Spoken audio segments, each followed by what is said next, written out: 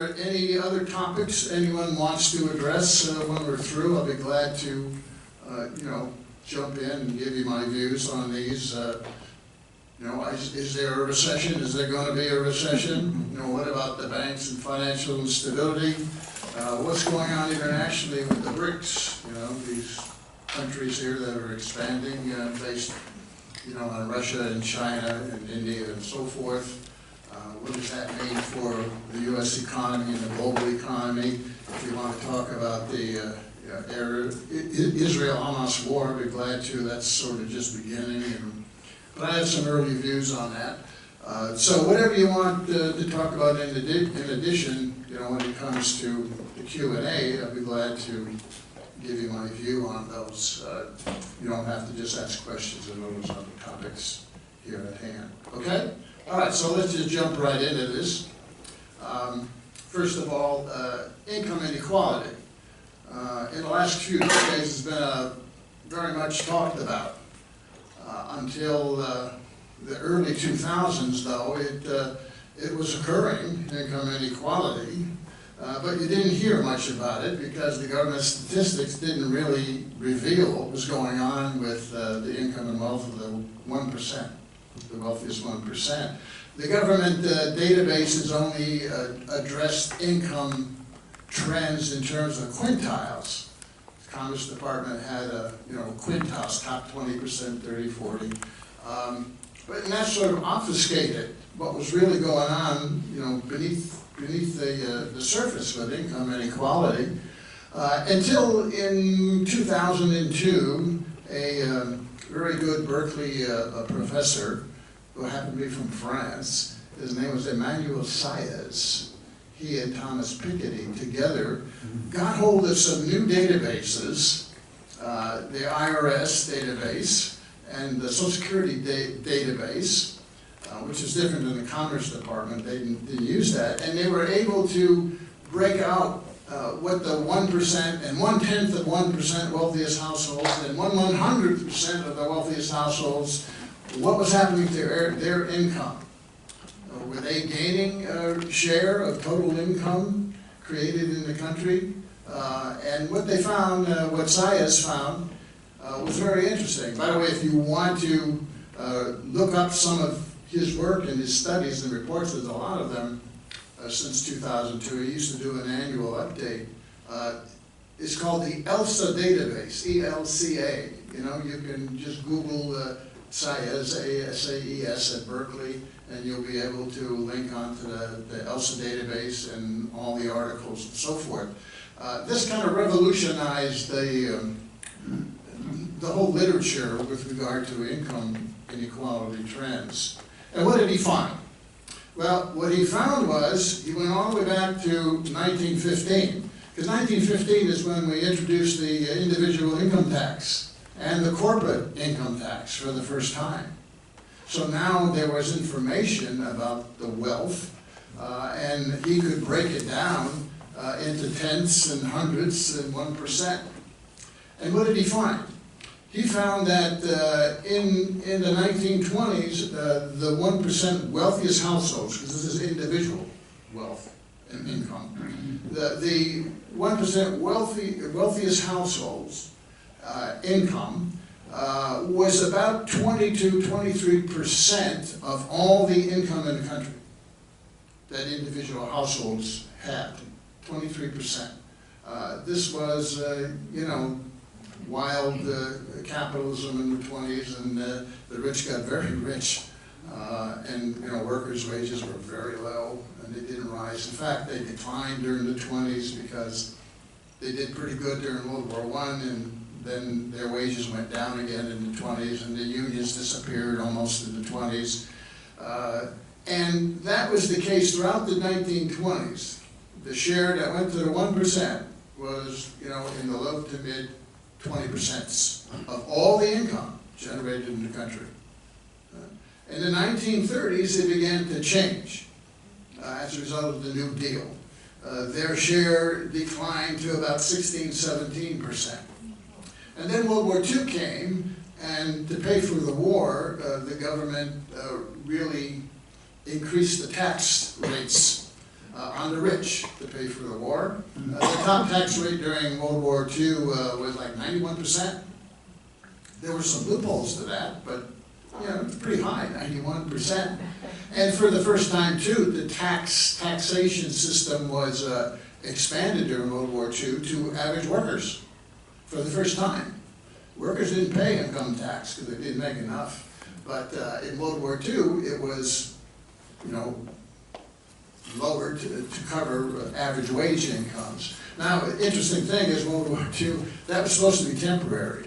After the war ended, that was supposed to end. Of course, it didn't end, as we know, and we've been stuck with that.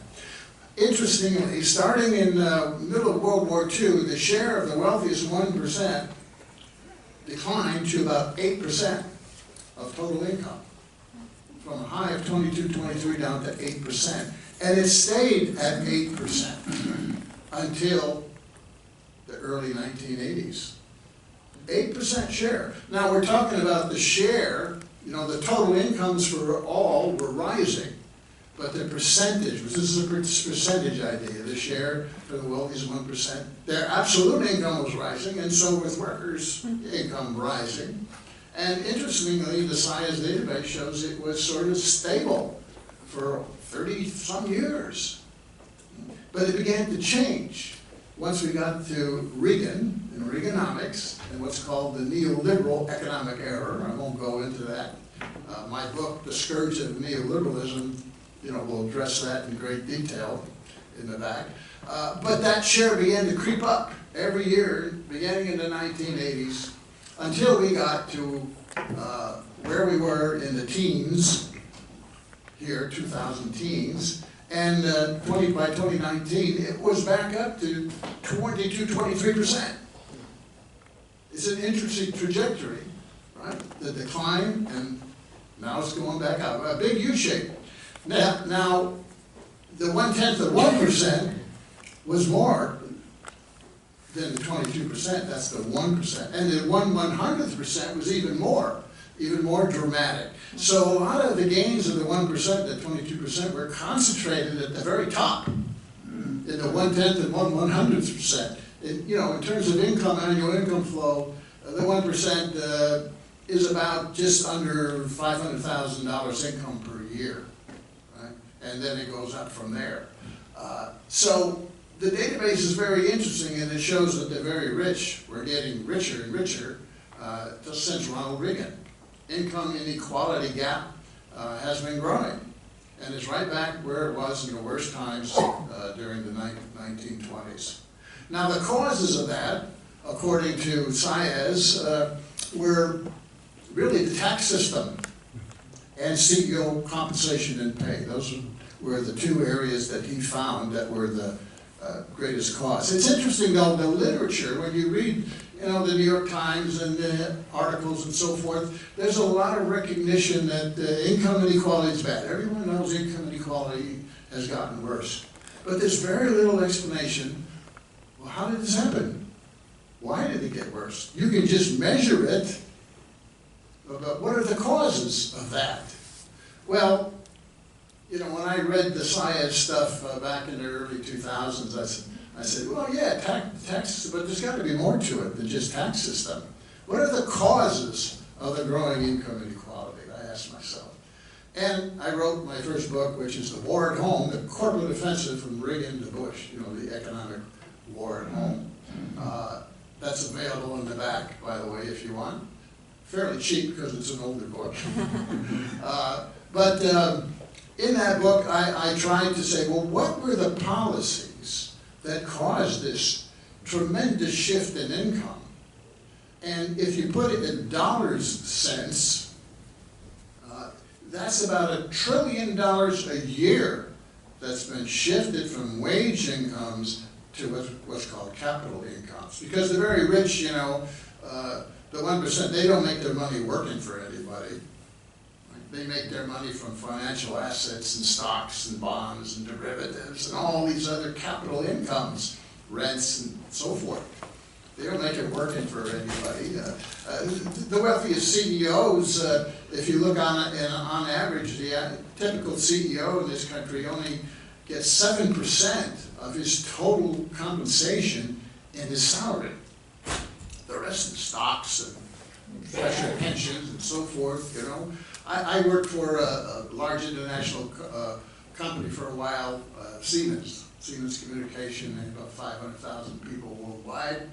And I wasn't that high up. I was just a director, you know, market research and so forth was the area I was in. And we all had 3 pension plans, 3. And they weren't 401k plans. I mean, these were real pensions where you were guaranteed, right?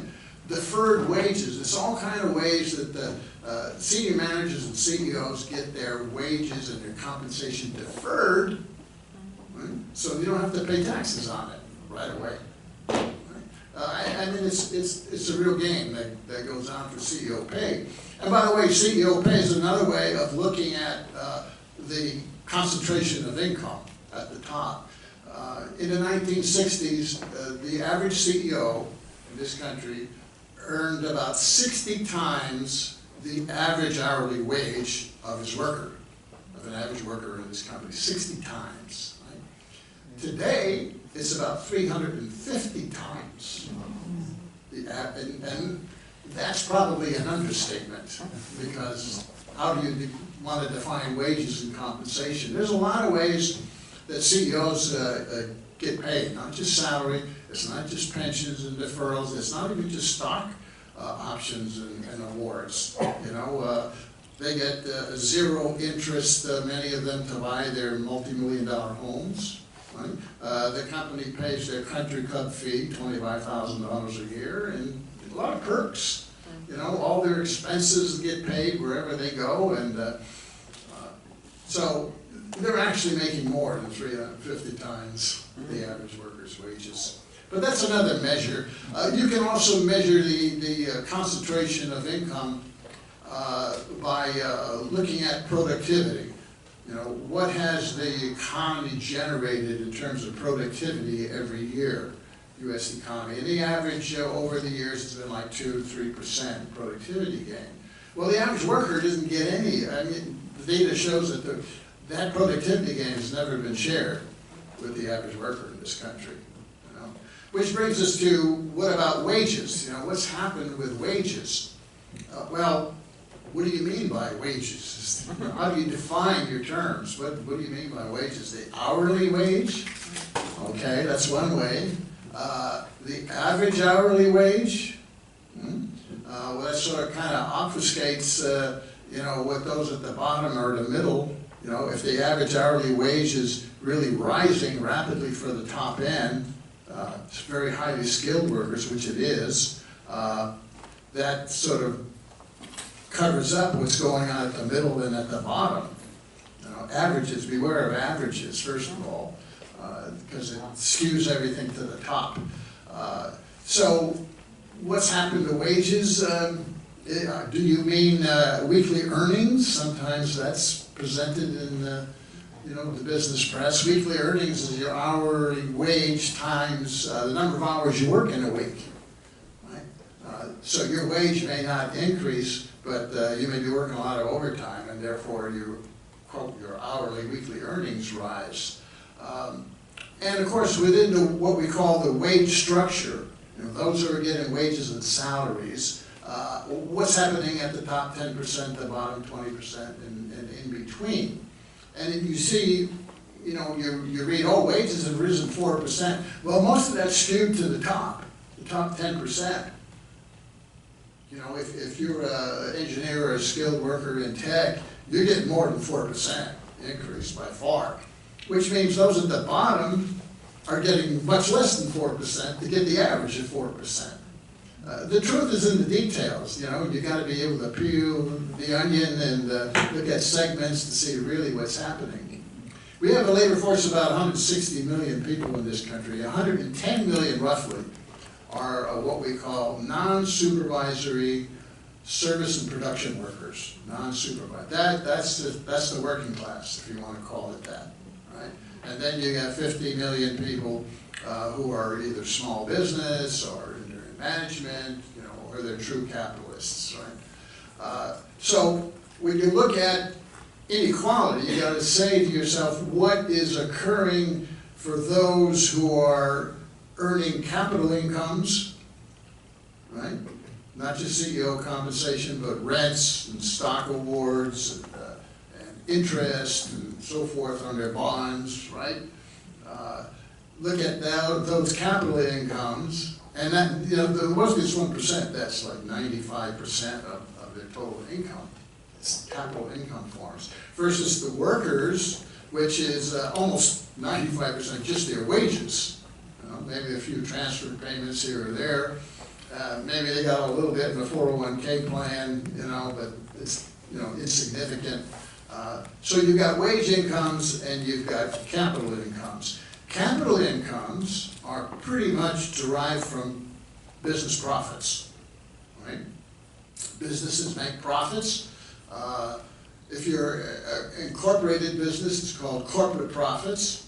If you're a non-incorporated business, in other words, just a partnership or a proprietorship, then it's called business income. It's not even called profits, but it's really profits, right? And then there's interest and rent, part of which accrues to wealthy and businesses, and part of which accrues to individuals, right?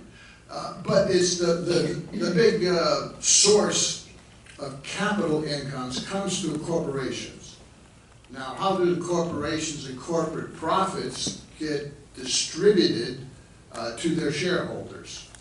Well, it's mostly through dividend payments and stock buybacks. Okay? And it's interesting, if you look at this interesting statistic here that I've worked with a lot, since 2010, what has the Fortune 500 companies distributed to their shareholders in stock buybacks and dividend payouts? Just the Fortune 500, biggest corporations.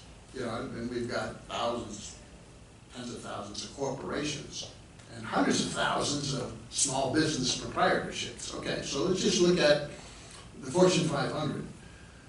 If you look at from 2010 to 2019, 10 years, $15 trillion that was distributed by the Fortune 500 companies to their shareholders in the form of stock buybacks and dividend payouts. $15 trillion. Now, when 2020 came and COVID hit, that went down. But it's going back up. And last year and this year, it's like 1.3 trillion or something like that, $1.5 trillion. It's resumed again. There's this massive funneling of income from corporations to their shareholders going on. So the question is, where are the corporations getting all this money? Well, if you want to make profits to distribute, right, to your shareholders, there's only 3 ways of making money in a business. How many of you had your own businesses? Must be some of you here, right? There's only 3, right? You either sell more of what you got, or you raise the price of what you got when you sell it, or both, or you cut costs.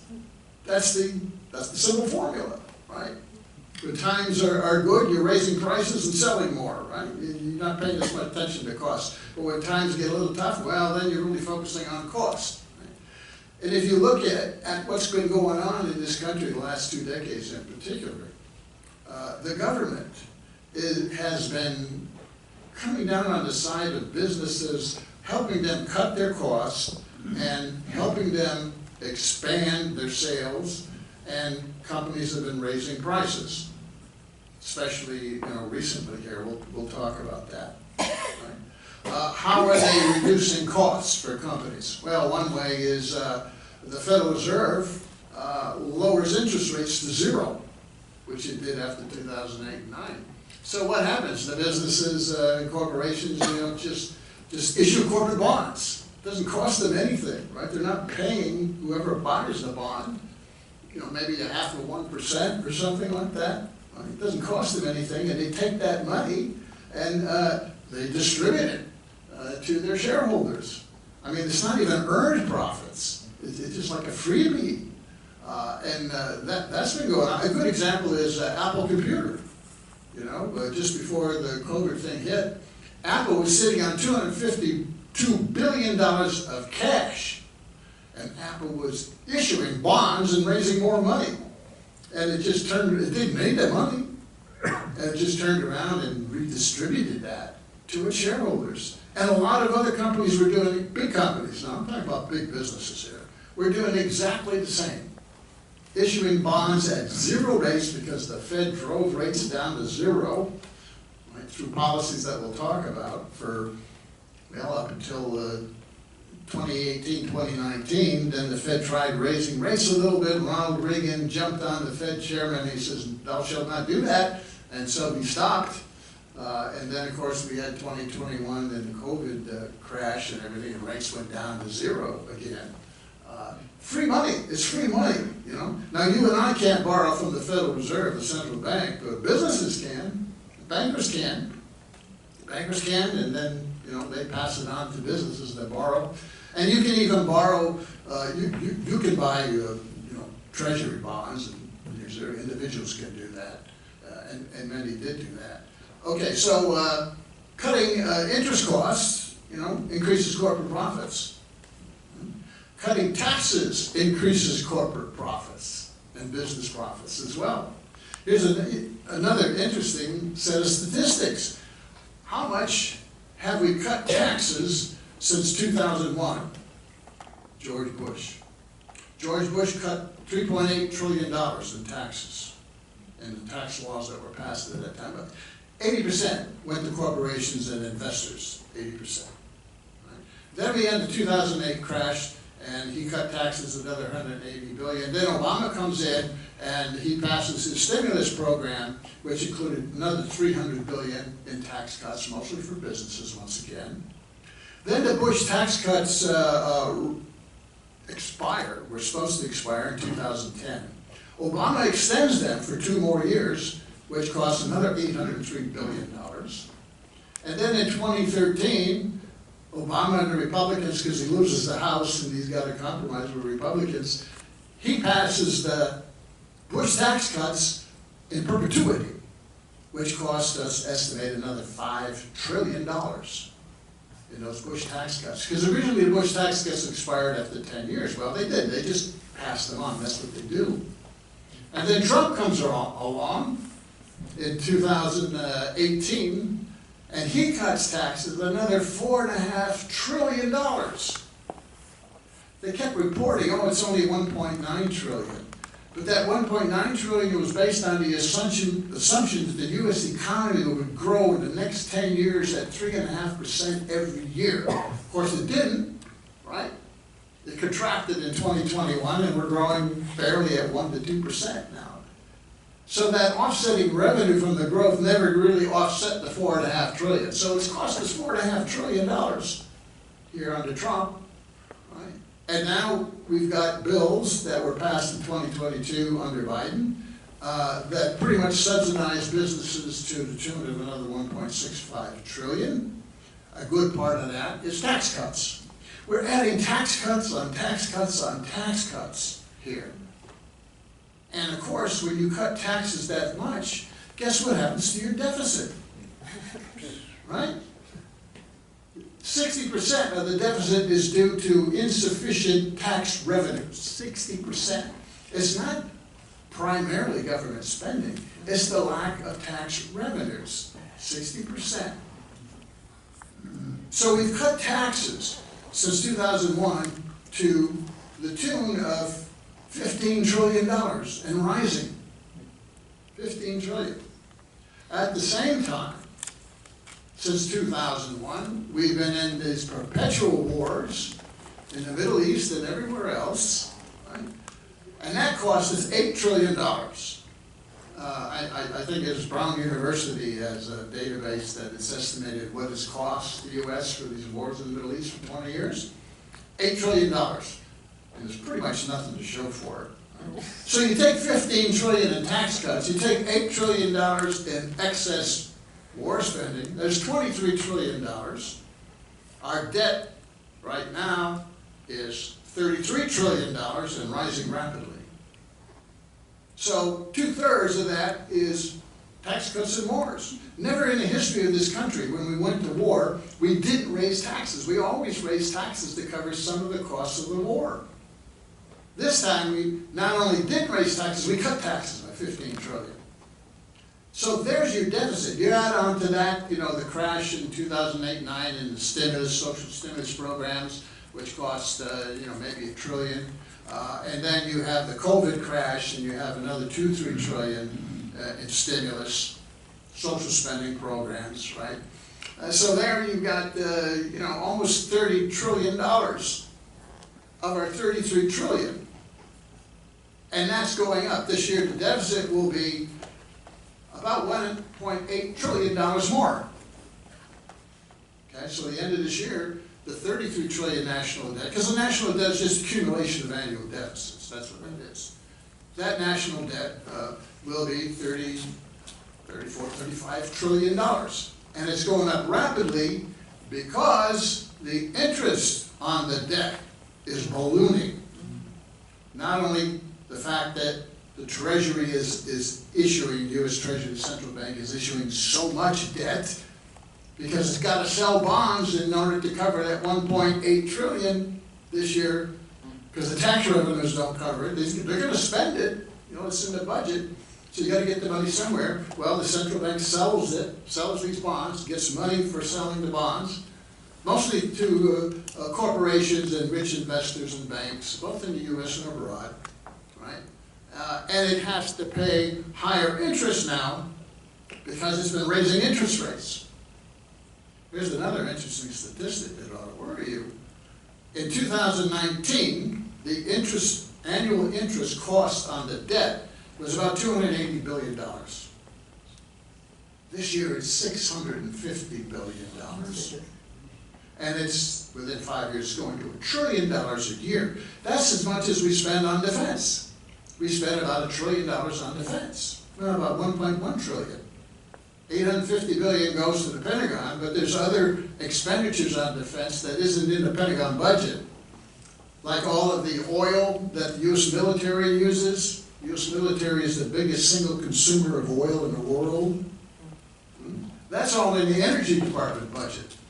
That's not in the Pentagon budget. Then you got the veterans costs. That's not in the Pentagon budget. That's an additional, you know, all the veterans costs.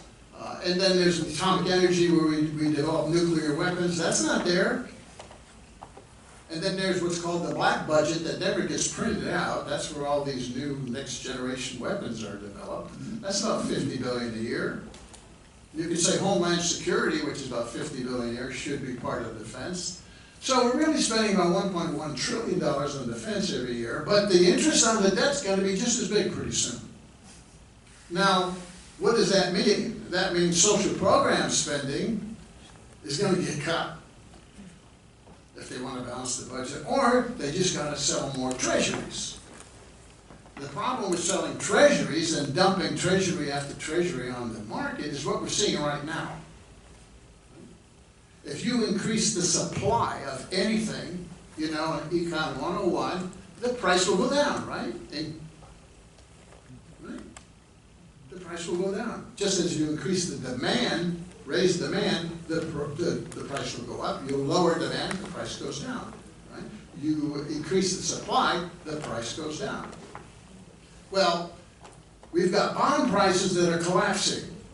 The prices are collapsing. And because with bonds, if the price goes down, the interest rate goes up, interest rates, 30-year rates, are rising. That's because basically the Federal Reserve has to sell so much treasuries now to cover the deficit that it's flooding the market, the treasury market, with treasuries. You know, it's got to sell 1.8 trillion this year. The more you want to sell, you know, the higher you got to raise your interest rates to get people to buy it. Interest rates are going up. Mortgage rates follow interest rates. Prime rate follows the federal, you know, 30-year bond rate. And they're going up. Rates are going to go up. Mortgage rates hit 8% in some places in the country here this week. 8% mortgages, and they're going to go higher. Okay, it's going to shut down what's left of the residential housing sector in this country. But the Fed has to sell more treasuries to cover this deficit, which is caused by tax cuts and wars. It has to. So this process, we are locked into this process in this economy at this time, you know. But what is Congress doing? Oh, they're talking about more tax cuts and they want to spend more money. You know, they want to send $100 billion more to Ukraine. We're already sending about 120, 30 billion. They want $100 billion more to get them through the next year. And now, of course, the cash register is just beginning with the Israel war that we're committed to. So we got runaway military spending going on. We got runaway tax cuts that aren't, no sign of it being changed. The tax cuts, no, the Democrats don't want to touch the Trump tax cuts any more than Republicans do. We saw that in the last couple of years. So all they're doing is creating more and more debt at the government level. And the interest rate on that debt is going to crowd out everything else, including military spending at some point. It's going to crowd it out. Okay, so I kind of drifted away from income inequality, right? Okay, but as I forewarned you, I'm going to talk about fiscal monetary policy, in the middle of all this. The bottom line is profits and the pass-through of profits to the 1% have been rising dramatically, and the indicator there, the sample indicator is this corporate buybacks, stock buybacks, and dividend payouts, Fortune 500. It's actually bigger than that when you take all the corporations together, right? So that money is growing. Now, those pass-through to individuals get invested. Individuals take it, right, and they reinvest it in stocks and bonds and financial securities, which have been rising. So those financial profits and financial income grows on top of the real income. You look at the economy, you've got a real economy. That's the economy where we make things and we provide services, right? That's the real thing. But on top of that is the financial economy, where income and wealth is created by paper manipulation, whether it's stock manipulation, whether it's derivatives, whether it's foreign exchange, and whatever. Since the Reagan period, we've financialized the U.S. economy and we've globalized it. Globalized means businesses, particularly big ones, have moved offshore. Financialized means that now we have this explosion of all kinds of financial assets and markets and instruments, not just stocks and bonds anymore. It's derivatives of all kinds. It's foreign exchange. It's all these new, esoteric financial instruments that, unless you're deep in it, and I'm of course not, but I can see enough of it, that the really wealthy make most of their income off of. It's financial speculation that they really make their money from, more and more. It's not even Apple or Tesla giving their shareholders buybacks and dividends. Right? That's part of it. But more and more, they take that money and they invest it, and the money makes more money, and they invest more money. You see, it creates wealth, and wealth generates more income. More income you got, the more assets you can buy. Assets are wealth. Assets throw off income, right? The more income you got, the more assets you can buy, and back and forth. Right? And that's been rising on the capital income side. That explains a lot of this big gap growing. When you talk about income inequality, you can have capital incomes rising and wages stagnant, and the income inequality indicators, the 1%, will grow worse. Or you can have capital incomes not rising and wages falling, and it's a redistribution in the favor of capital incomes. Or you can have wages falling and capital incomes rising, which is what we've had in the last 30, 40 years. That's why we have this income inequality getting worse. But once again, I've given you some examples of why the income on the capital incomes rises and exacerbates income inequality. What about on the wage side? What's happening to the 110 million workers? Are their wages growing? Well, if you look at from 1982 again, this is the neoliberal era, you know, you find that wages aren't growing. In fact, when adjusted for inflation, they're falling. And boy, in the last 2 years, they've really been falling with this super inflation that we have. But yet the government will say, oh, you know, we got 4% wage increase. Well, that's nominal wages, as we say in economics. It's not adjusted for inflation. When you adjust it, what you can really buy with your wages, the wages are falling at the median and below level. They've increased a little bit at the minimum wage because the federal government won't raise minimum wages, but certain states, more progressive states, have raised minimum wage. So you get a little bit of bump on the bottom, a big bump on the top 10%, you know, especially if you're in tech or finance. And in between is stagnation, at best. Well, why have wages not risen? This is the other side of the story. You know, the first story was why are capital incomes rising? Why are wages not rising? Well, one is deunionization. They've destroyed the unions in the private sector, pretty much. You know, if you go back to 1980, 22% of the labor force in the private industry was unionized. Today, 6%, maybe 6%. Well, what happened to all those union jobs? They went offshore, a lot of them. You know, offshoring. Why did the companies move offshore? You know, in such a large volume and number since 1980. Well, the U.S. government gave them incentives to move offshore. They had tax incentives to move offshore. And of course, once they moved offshore, lower wages, you don't have to worry about environmental rules and everything, you know. You know, the shoe industry, you move the, Indonesia. And I can give many examples of this. Well, all those jobs disappeared in the U.S. Manufacturing jobs. And as recent as 2000, we had 18 million people in this country in manufacturing. Today we got about 12 million. So 6 million were lost. The flip side of offshoring is free trade. You see, free trade is about when companies move offshore, they make things there and they want to move it back to the U.S. and sell it. Well, we remove the tariffs, so when they come back, they don't have to pay, the companies don't have to pay the tax to sell it in the U.S. If we had tariffs, 50% tariffs, they wouldn't offshore. There'd be no advantage unless you just wanted to produce things for markets offshore. You could do that too. Okay. So offshoring and free trade have devastated union wages because these were manufacturing wages and they were top wages.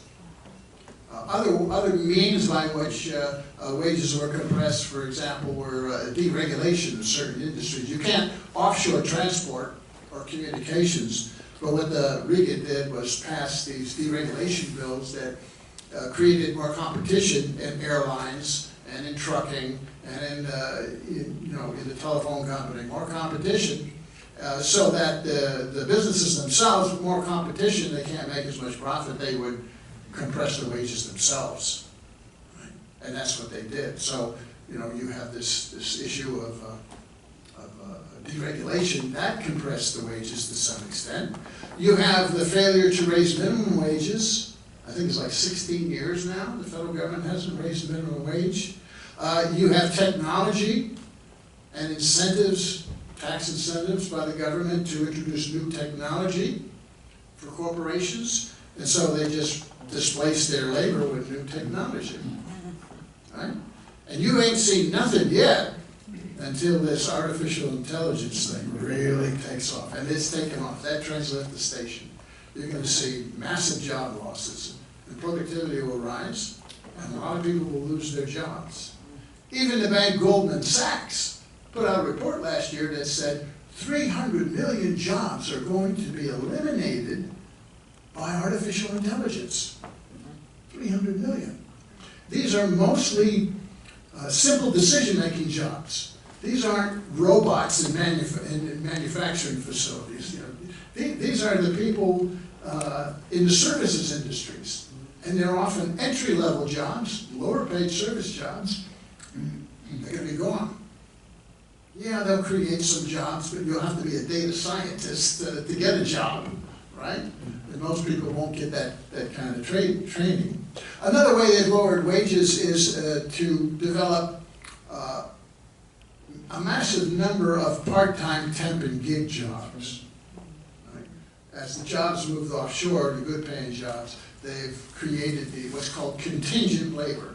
In other words, part-time and temp labor and gig labor, which is a kind of a part-time. Contingent means that you're not really a full-time employee. You're in a kind of different status with the company you work for. And how many of them do we have today? Out of the 160 million labor force, we got about 50 million people in contingent and gig jobs. 50 million out of 160 million. Making very low pay, no benefits. No benefits. I mean, just think of it. How profitable is Uber? Very, well, they're expanding, they're spending their money now. But basically, it's a very profitable business model. Think about it, right? You control the customer, the person who wants the ride. You don't invest in any capital, working capital. You know, the company is not like the old cab companies. They own the cars, right? You don't own the car. You get the worker to use this car, and you pay him a pittance of the depreciation, right?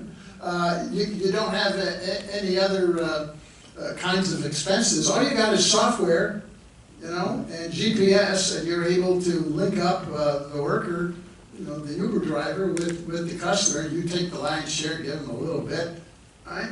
I mean, what a wonderful business model that is. I have no cost of goods in this thing, right? I mean, my gross margin is wonderful. You know, it's a great, well, that's what gig work is all about. Not just Uber, you know, B&B, and TaskRabbit, and all these other things, right? Well, that's lowered wages as well.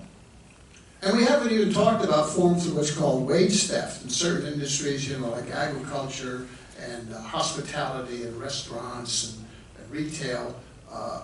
You know, workers get cheated out of their pay. Overtime pay, they don't get it. Overtime pay, you know, it's like a $10 billion a year of wage theft, as we call it. You know, they should have been paid that money, but you know, the manager figures out a way of sort of keeping some of it and hoping, you know, the worker doesn't recognize it.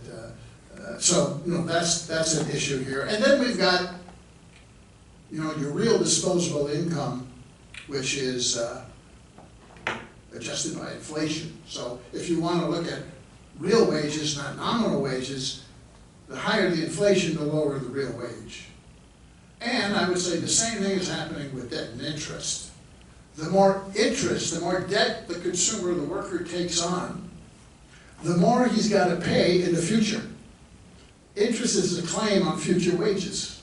It reduces future wages. And how much in debt is a households today?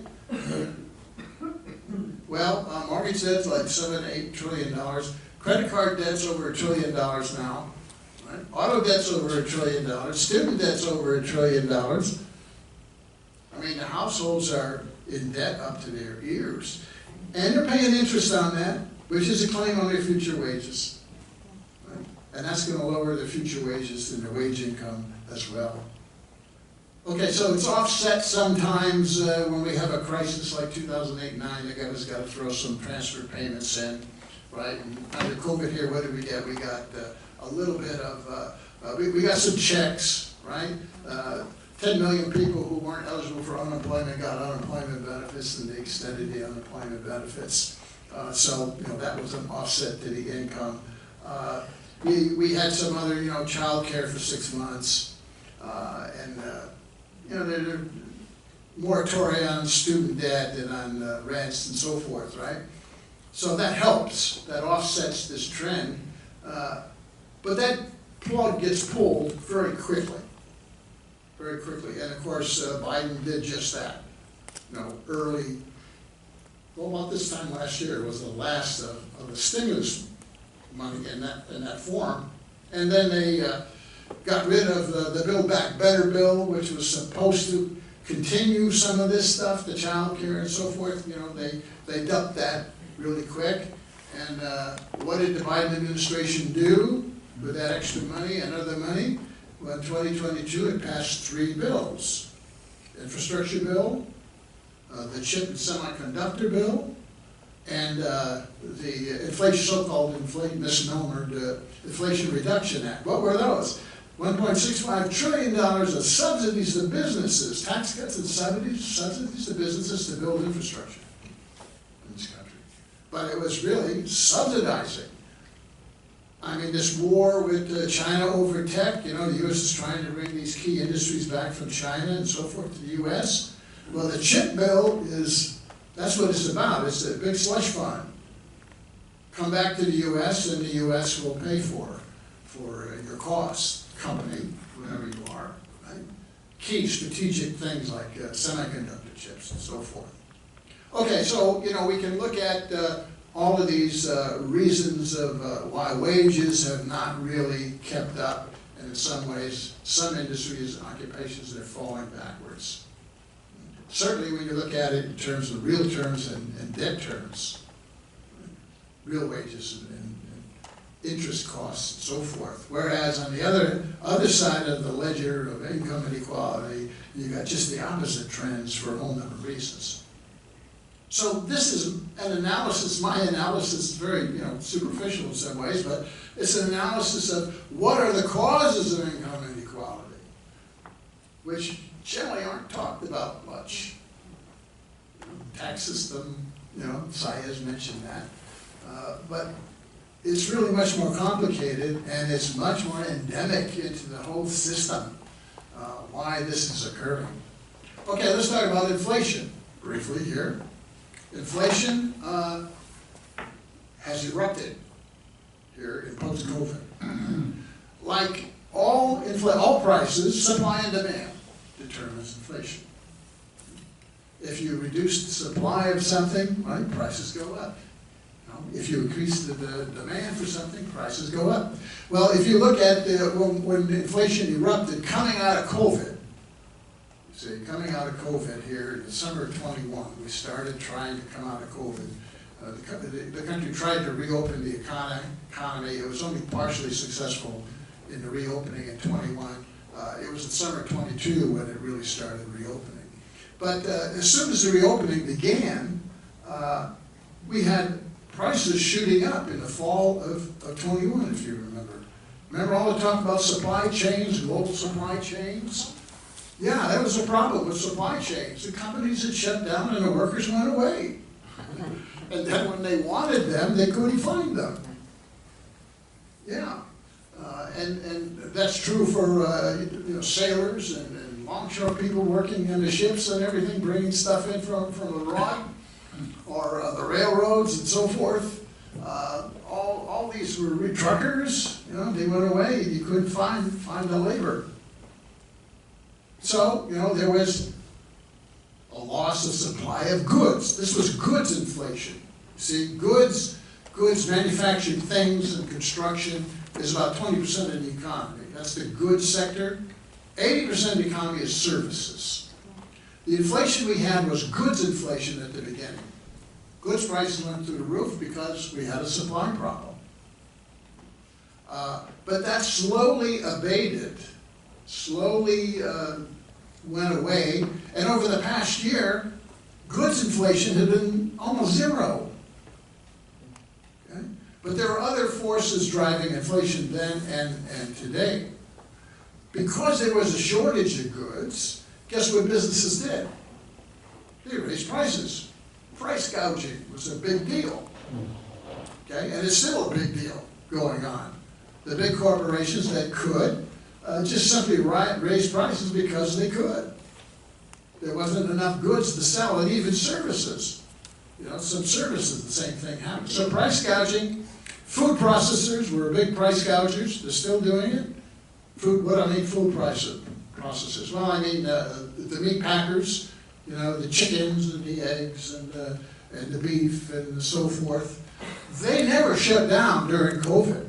There was no lack of supply of meat during COVID. There was no lack of supply of baked goods during COVID. Those factories kept going.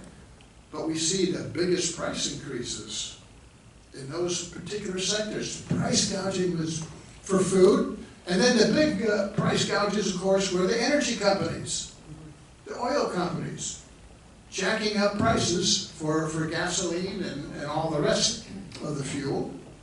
Why would they jack up prices?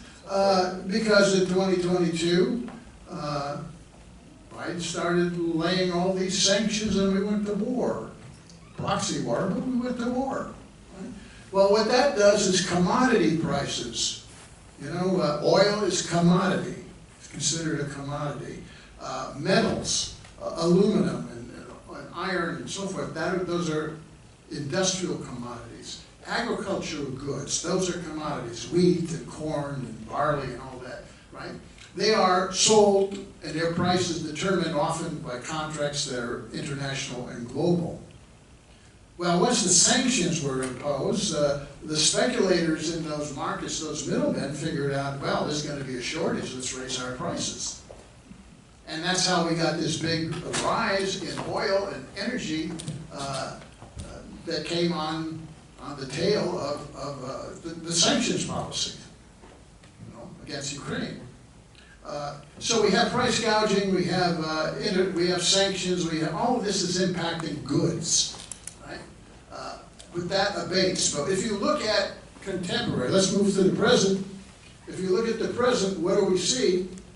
Well, we see the goods prices have come down, but service prices are not coming down.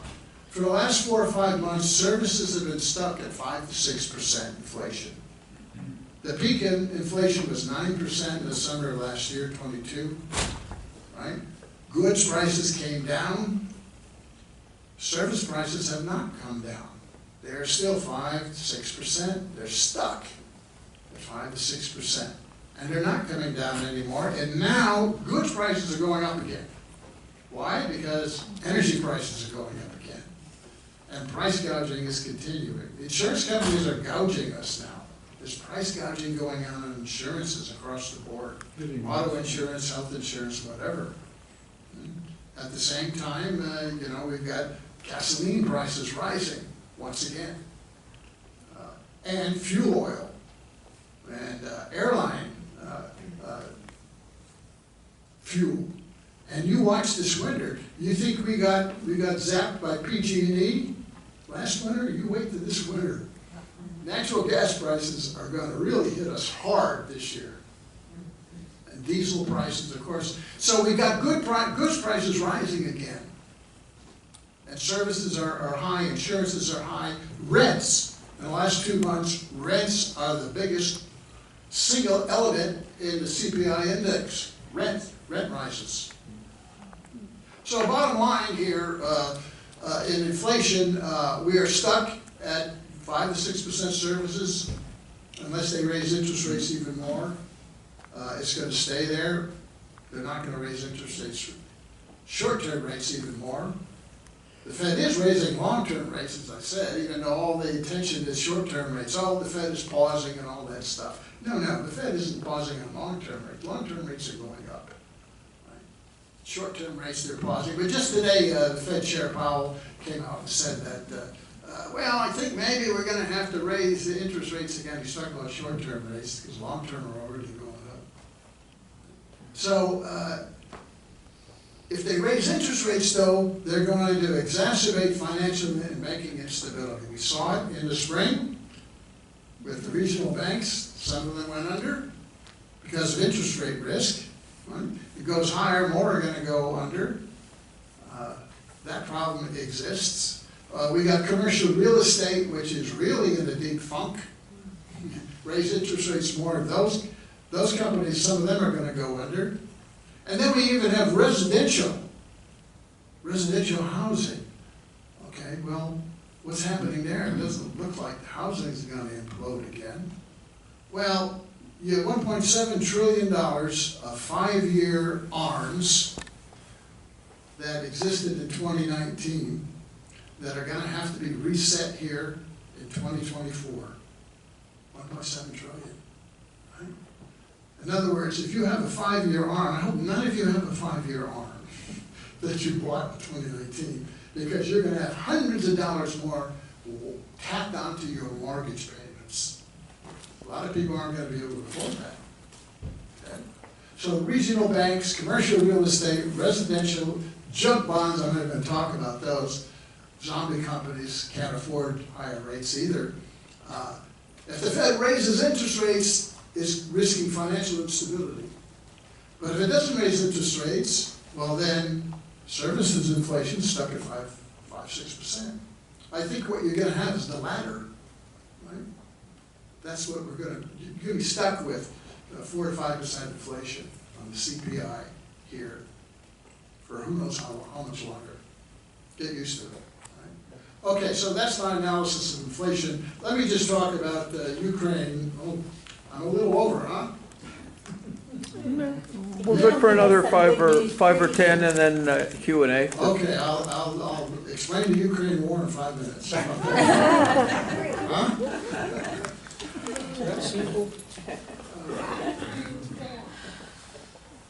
Last notes. Okay, I've been following the Ukraine war quite a bit for a number of years. Back in 2014, I was asked to write some articles on the Ukraine economy when they had that coup d'etat back in 2014, and the government changed dramatically in 2014.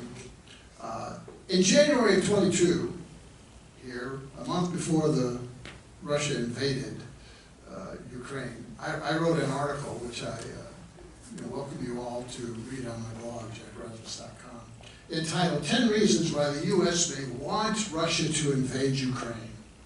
10 reasons. 10 reasons that the U.S. would gain globally and economically from a war in Ukraine. A proxy war, of course, right? Read that. And then there was a follow-up article a year later assessing those 10 reasons that I wrote, revisiting 10 reasons why. That sort of encapsulates a lot of my thoughts on that particular war. Basically, that war is because of NATO moving east. That's what it's all about, right? When the Soviet Union imploded in '91, a prior generation of U.S. diplomats and statesmen, which are much smarter than the ones we got now, guarantee, I'm talking about, James Baker and George Kennan and these guys, I mean, these were really smart people, I think, guaranteed Russia that NATO would not move east. Guaranteed that. And that guarantee lasted until 1999. In 1999, the U.S. abrogated that assurance and brought in 3 Eastern European countries into NATO. Poland, I think, and Lithuania, and Czech, I think, something like that. Okay, it moved east. And then once again, about 5 or 6 years later, it added southern tier of Eastern Europe countries into NATO, then the Baltics, right? So this big move east of NATO, violating the agreement, with Russia, is really the source of this problem. Because in 2008, there was a NATO conference in Budapest in which the U.S. Then had NATO declare their intention was to add Ukraine and Georgia the country, and the Caucasus, to NATO. Well, if you're Russian and you're sitting there and you see, they're encircling me, what's going on, And you got destabilization going on in Belarus and so forth.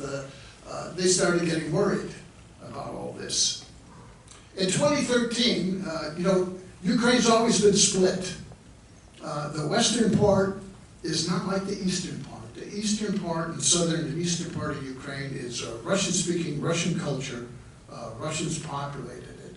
The western part, people that were, in Poland and in Romania and other areas, and the western Ukraine is a totally different culture from the eastern Ukraine. Different religion, right? Different language, dialect. I mean, that country's always been divided. When the Soviet Union imploded, the two factions, the two groups have been fighting all the time for control of the government. And what happened in 2013 was that a president was elected by a very, very narrow margin who wanted to trade with Europe with the EU and with Russia, wanted to do both. But there was the movement there that didn't want that. They wanted a break with Russia, totally. And they wanted to join NATO. Since 2008, NATO said, we're gonna bring you in, And what happened in 2013 was a coup, very clearly a coup, engineered by Victoria Nuland, who was the Undersecretary of State for the US for Eastern Europe. She engineered that coup. By the way, she's a finance capitalist out of Chicago. She's an equity finance capitalist who went into the State Department. Now, Victoria Nuland, the evidence is very clear. Victoria Nuland got caught on video saying that we spent $5 billion, the U.S. spent $5 billion to pull off this coup, and it was money well spent. That's on a video. And then she had a conversation on a telephone conversation that got recorded too, where she said, well, the guy the U.S. are going to put in there is this guy Yatsenko or something. He's our man.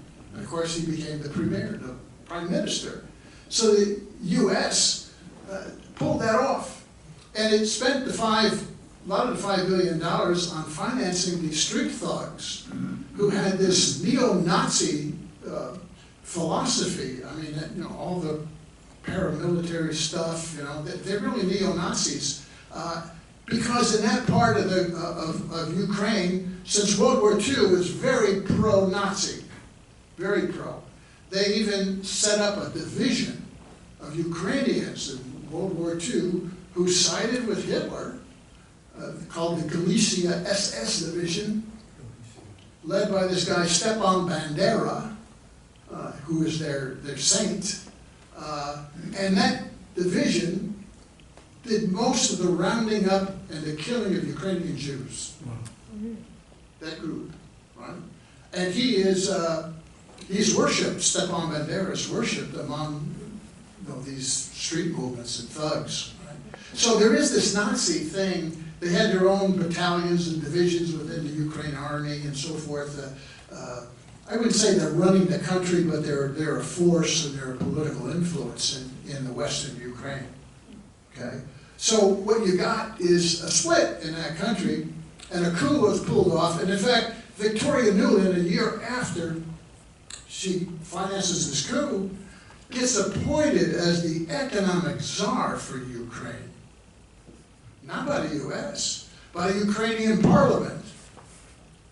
And the parliament had to change their rules because you had to be a citizen of Ukraine, to be in that position. They had to make an exception to that rule, so Victoria Nuland could be the economic czar. And once she was the economic czar, in come American companies and investors flooding into Ukraine. And they've been flooding in ever since. If you go look at the chambers of Congress in the major cities in Ukraine, you'll see dominated by American companies. They've penetrated that deeply. And then they had this, in 2014, Russia took back Crimea. That was always Russia.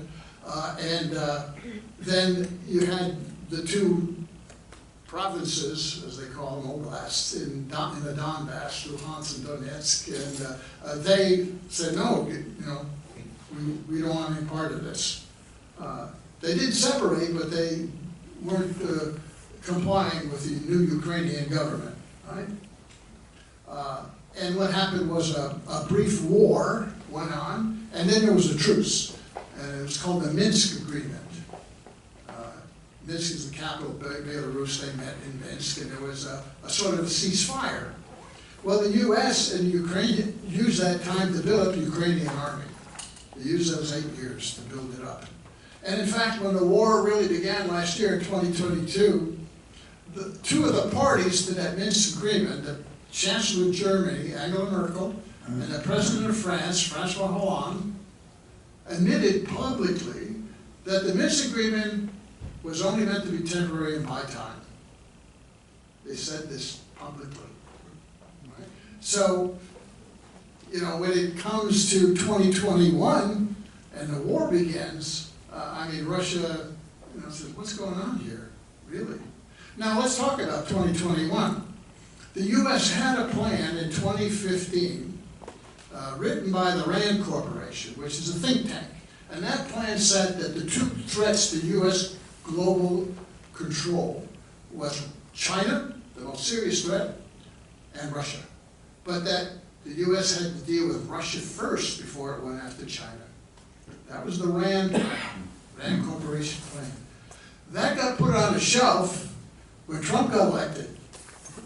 But as soon as Biden got elected, it was taken off the shelf and they began to implement it in 2021. The planning went ahead, right? And you can't understand the U.S. chaotic withdrawal from Afghanistan in August of 21 without understanding the U.S. was clearing the decks, preparing to go after Ukraine. That's why it was so quick and so sloppily done, the withdrawal from Afghanistan, because the Biden administration was re-implementing that plan. How do we know that? Because of what was going on in the latter months of 2021. The U.S. was encouraging Zelensky and the Ukrainians to raise the temperature by saying we want to start the process of NATO membership right now, and Zelensky's even saying we should have nuclear weapons and so forth, and Russia was getting very nervous, and Russia was trying to meet with the U.S., was sending all of these requests to meet, and Biden refused to meet. He would not meet with them. Right up to December, and then he starts slapping, even before the war began, sanctions on Russia. Well, he was clearly taunting Russia to invade, and that's the 10 reasons why they wanted to invade. This was what I called the Brzezinski 2.0 plan. Well, what's Brzezinski? Brzezinski was the national security advisor for Jimmy Carter back in the late 70s. He was an emigre from the Soviet Union, a very anti-Soviet Union, who left Poland, went to Canada. He was a Canadian, and then he went to Harvard and began advising the U.S. government and all the key people about Eastern Europe. And he ended up the national security advisor for Jimmy Carter in the late 70s. And in July of 1979, he went to Carter and he said, let's destabilize Afghanistan, and they will call in the Soviets, and then we will finance and arm the peasants, and that will undermine Russia's economy, maybe its political system. Now that happened in July of 79, and that's all in his memoir.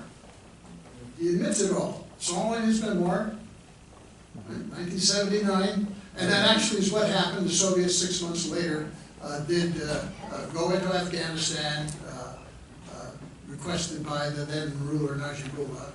It was a very secular country at that time, and we know the whole history, and it did work, undermining the Soviet Union did participate. Well, this plan is, I think, is Brzezinski 2.0. They're trying to do the same thing in Ukraine. They're trying to create a proxy war where the U.S. doesn't participate, funds it, finances it, provides the weapons, right? Undermines Russia economically and politically. That's what this is about. That's why the U.S. does not want to leave. Plus the fact it's so deeply economically integrated now in Ukraine. Concluding remarks on the Ukraine thing. The war is over militarily. This recent offensive by Ukraine has been a failure. They did not gain any ground, hardly any ground. Reports range from 70 to 90,000 Ukrainian soldiers killed or wounded in the war. Devastating. Ukraine cannot win that war simply because it has no air superiority. Russians have air superiority. The Russians have a 10-to-1 advantage on artillery. And what you got is Ukrainian troops charging into valleys with the Russians on the high point, just shelling the hell out of them. and that's why they lost so many people. There were some initial successes. At the beginning of the war, Russia just sort of overran the whole East, if you remember. That was all about trying to get Ukraine and Zelensky to the bargaining table to get a settlement. And they did come to the table in Istanbul in April of 2022. And an agreement was signed. An agreement was signed between Russia and Zelensky. But the Brits and the US then intervened and made Zelensky back off on it. And the agreement was never implemented. But there was an agreement there where a sort of limited autonomy would be given to the two eastern provinces, but they would be part of Ukraine still. Now they're part of Russia. Russia could never back off of that because it's like, let's give Mexico and New Mexico and Arizona back to the Mexicans, right? I mean, that's not going to happen, right? So the war militarily is over, and the strategy of the U.S. now is trying to freeze the conflict through the 2024 elections. But the Russians aren't going to agree to any freeze or any negotiations. But you're not going to see any big offensives anymore, either by the Ukrainians or by the Russians, because the Russians are just, their whole strategy is just to debilitate the Ukrainian army, step by step. And that's what's going to continue to happen, I think. Okay, that's my analysis of Ukraine. I guess I went over a little bit, but we can talk about that or questions and answers. Yeah, questions? Krista and then Nancy? So, Dr. Rasmus, your knowledge base is amazing. But I do want to thank you for helping me be quite glad that I don't have a lot more time left on this planet. But with all your wisdom and insight and crystal ball, what would be a hope and a fear for our grandchildren? Well, that's the question I ask myself quite a lot as well.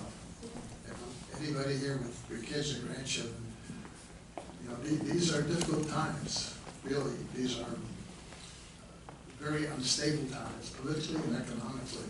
And, I'm quite worried too. I think part of our problem politically and internationally is that the neocons got their claws into the U.S. government in late 1999, and they're responsible for pushing the U.S. And expanding NATO, right, which is the source of a lot of our problems. And then under George Bush, the neocons got entrenched even deeper, and they continued. And that's why we've been in wars, not just in Ukraine, not just in Iraq, not just in Syria, not just in Libya, not just in Yemen, all these places. It's more. And that's what the neocons, these people are crazy, I think. I mean, Victoria Nuland and Jake Sullivan and Tony Blinken, these people think that when their policy fails, just double down and do more of the same. And they're really scary because some of them are even talking now about, the U.S. can win a tactical nuclear exchange in Ukraine with the Russians. They actually believe this. They just keep escalating at force, which you would never see from the previous generation of American diplomats and State Department and so forth. I mean, the quality of the people running U.S. policy now is just amazing. And then we've got the quality of the presidency. You've got Trump, I mean, narcissistic, sociopath running the government, and now you got Biden, who, maybe I may offend some of you, but this guy belongs in the memory center. I mean, he's just incapable, and the neocons are running the show. They are. And he just gets up there and says things, and some of the things he says now are so out of whack for a president to say. Presidents would never say some of the things like he says, like, we're prepared to fight a chemical war. That's not the policy of the United States, never has been. Or, he he says, he immediately says, oh, you know, in the Middle East, I saw all these beheaded babies. Yeah. There's no evidence of that whatsoever, and even the White House the next day had to turn that around and say, no, there's no beheaded babies, he didn't see that. His own White House says that. And then he repeated it yesterday. Yeah, he repeats it, you know? I mean, I think he doesn't remember that presidents should not say things like that. And then he, you know, the latest thing, he's parroting and repeating, you know, oh, you know, this was a missile that fell on a hospital there in Gaza. I mean, I don't know of any missiles that carry 500-kilogram bombs on them. And if you look at the visual and hear the sound, that was a bomb. That's not an inert missile falling from the sky. You know, I mean, he's just saying these things, and I'm sure his advisors are telling him, you know, there's nothing to be gained for U.S. policy by saying these things. If you want to be a mediator in the Middle East, then somebody better mediate that thing, right? You can't take sides like that. But he's taken sides like that, and now the Arabs won't meet with him at all. Yeah. And now the Chinese are going to do the mediation. Good. There's a conference coming up, and the Chinese are bringing all the Arab countries and other key countries of the South, and they are going to be the mediator. The U.S. is isolated in the Middle East, totally. It's gone. That's a disaster created in part by Biden and his neocons. This is a very dangerous time, and the quality of the people we have trying to lead us through this time is very questionable, in my opinion. You know? I think we have Okay. another question here. Yeah, I was just wondering if you could speak a little bit about Social Security and whether they're ever gonna come for that. Could that possibly happen? Yeah, it could happen, because it's the only remaining big pot of money, right, that they can use to try to balance the budget. Steal. Yeah. They're not gonna go after the retirement system, but they're gonna further privatize Medicare, in my opinion, and further SSI, you know, they're gonna go after SSI. They're gonna raise the retirement age for sure. That's going to 70, right? And the early retirement is gonna go to 65 from 62. So that's almost for sure going to happen here pretty soon, I think. Because there's nowhere else for them to get the money. I mean, they can't cut education and transport and all the rest to make up for the $1.8 trillion debt. Deficit, $1 trillion plus deficits every year. And they won't touch taxes. They won't touch the Trump taxes. Why? Because it means corporations aren't going to be able to enjoy their big tax cuts if they reverse it. And they control the government. And they control the politicians. You know? And you can thank the Supreme Court for that. Yes, that's another big issue. Yeah, that's another issue, right? Yeah. Who's they that you keep referring to? Is it the government now, or is it Congress? It's the plutocrats that run things. Yeah. It's the dark. Another question, yes. Yeah, you've talked about what's happened to income taxes, and it's hard to think back when there was actually a 90% tax rate under Eisenhower. There was. But one thing you didn't talk about, and I wonder how significant this is the fact that Republicans always oppose adding money to the IRS budget so they can actually do their job. Has there been any research done on how much money is leaking away from the U.S. Yeah, for not having a decent enforcement of tax laws? There has been research on that, and we're talking about hundreds of billions of dollars. Yeah. Yeah. Not trillions? Tax fraud, tax avoidance, and a lot of it is legal, you see, that's the problem. A lot of it's legal, but you know, a lot of it is not quite legal or marginally legal. We got another question back here? Yeah, as to Social Security and Medicare, we pay for that under FICA, right? Yeah, it's the payroll tax. And it's a 6.2% by the wage earner matched by the government, another 6.2%. No, not by the government, by the companies. The other- By the company, yeah, by the yeah, company, yeah. yeah. So, but it's truncated at $173,000. So if you're making $60,000 and they're gonna raise it 4%, you're gonna raise 4% of $60,000. And this goes on just like compound interest, but the guy who's making $173,000 or more gets a free ride for the rest of his life on $173,000. It's a simplistic answer to raising money to maintain the system, but it's a reasonable answer that if you take away the truncation, it will pay for itself at least for another 15 or 20 years. Yeah, As to that- wars, yeah. no, there's no such thing as anybody winning a war. Nobody wins a war. And one other thing on war. We've had 3 preemptive wars. A preemptive war in Vietnam was, well, if Vietnam falls, the domino theory is gonna work, and Rumsfeld and Cheney were crazy. We are now dealing with Vietnam.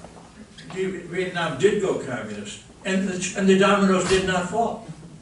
Then we have the reaction to the explosion, 9/11.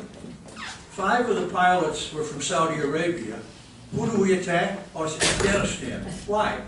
I don't know. It's another preemptive war, which wasn't paid for. And then they go into Iraq, and another preemptive war that wasn't paid for. In World War II, everything was paid for. Everybody participated. War bonds were sold. There's a different culture in this country now, and it's going the wrong way. And it's not only Republicans or Democrats, it's in the population too. They didn't understand what went on in World War II apparently, but these preemptive wars have to stop.